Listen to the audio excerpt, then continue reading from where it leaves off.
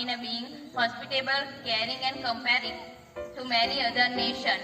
India has produced great leaders like Mahatma Gandhi, Jhansi Ki Rani, Sardar Vallabhbhai Patel and Nehru Chacha. India has great poets like Rabindranath Tagore, Tiruvalluvar and Uma Shankar Joshi. India has attracted many foreign missionaries, NGOs and social workers. They are through their life and service molded India into the glittering gold roses and shining diamonds. They are a good person who gave till the one among them the Mother Teresa.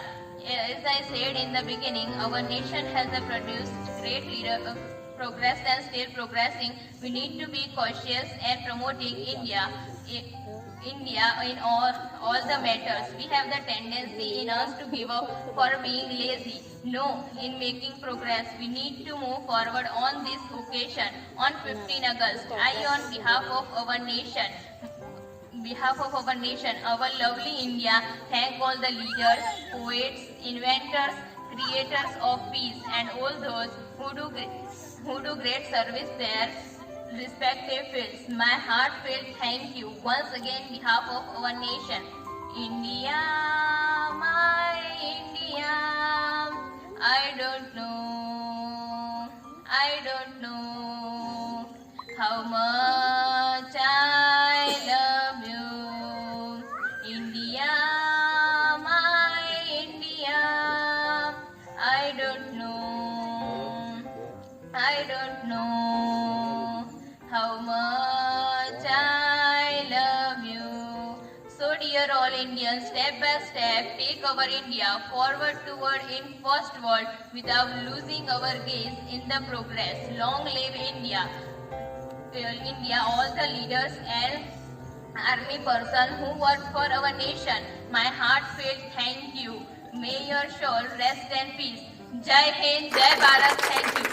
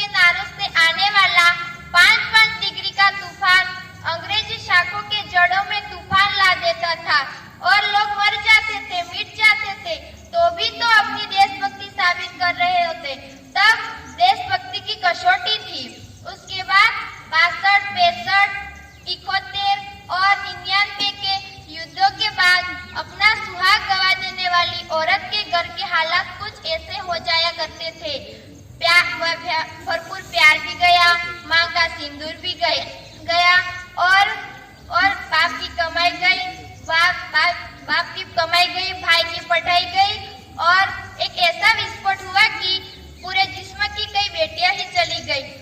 आपके लिए तो एक आदमी मेरा है साहब, मेरे घर की भी रोटियां ही चली गई, मेरे घर की तो रोटियां ही चली गई वाले हालात पैदा हो जाने के बाद एक माँ अपने बेटे को सरहद पर दुश्मनों की धज्जियां उड़ाने के लिए भेज उठी थी। तब बड़े चाव से पत्र लिखकर भेजा करती थी, पुत्र मेरे घबरा न जाना, एक इंच भी पीछे मत हटना, इंच इंच कट जाएगा, चाहे इंच इंच कट जाना। जो इस तरह पूरा परिवार अपने देशभक्ति निभा रहा था। तब देश लड़ जाने को मर जाने को कहता था, पर देश बलिदान मांगता था। तब देश लड़ने या मर जाने को कहता था, तब अब तो देश लड़ने या मरने को नहीं कहता है।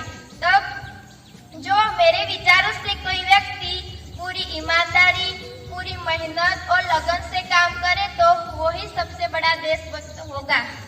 और ठोकरें हमको ऊंचे ऊंचे पहाड़ों से नहीं, छोटे छोटे पत्थरों से लगा करती है। जो ठोकरें हमको ऊंचे ऊंचे पहाड़ों से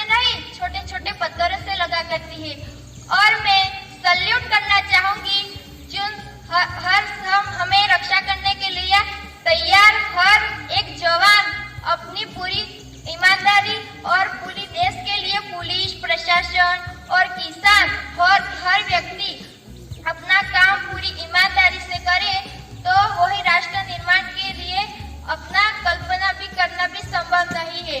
और मैं पूरी जिम्मेदारी से कहती हूँ कि भारत की बेटी आज राष्ट्र निर्माण तब संभव होगा कि आप और मैं सब मिलकर प्रयास करेंगे। तो अब मैं अंत में यही कहना चाहूंगी कि मेरा हिंदुस्तान महान था, महान है, महान रहेगा।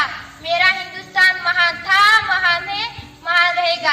होगा हौसला दिलों में बुलंद तो एक दिन पाकिस्तान भी जय हिंद कहेगा।